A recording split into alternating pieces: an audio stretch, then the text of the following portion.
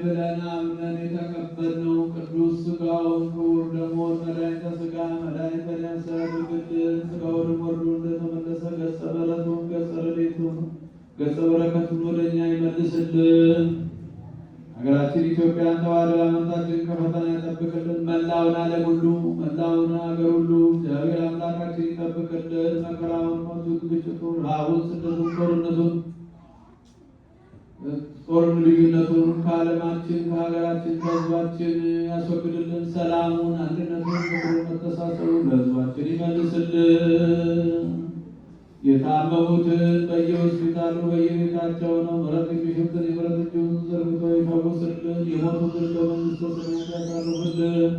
እጅግ ቤተክርስቲያን በገንዘባቸው በጉልበታቸው በእውቀታቸው በጸሎታቸው ጊዜ እያሰቡ የሚያገለግሉ አገልጋዮቿን ካህናቶች፣ ዲያቆናቶች፣ ምዕመናንን ወንዶችንም ሴቶችንም በሕይወተ ሥጋ በሕይወተ ነፍስ በረጅም ዕድሜ በሙሉ ጤንነት ይጠብቅልን። መዋዕለ ክረምቱን በሰላም አስፈጽሞ ለብርሃነ መስቀሉ ያድርሰን። ከሊቀ መልአኩ ከቅዱስ ገብርኤል ከሰማዕታቱ ከቅዱስ ኢየሉጣ ከቅዱስ ቂርቆስ ረድኤታቸውን በረከታቸውን ያሳድርብን።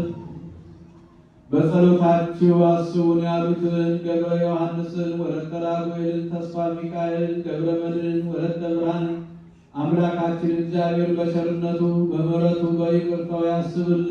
ሕይወታቸውን፣ ኑሯቸውን፣ ስራቸውን ሁሉ ይባርክልን። የሞቱትን ገብረ ክርስቶስን ወልደ ጊዮርጊስን አስካለ ማርያምን በመንግሥቱ ያሳርፍልን። ከእናታችን ከቅድስተ ቅዱሳን ከንጽሕተ ንጹሐን ከድንግል ማርያም ረድኤቷን በረከቷን ያሳድርብን። አቡነ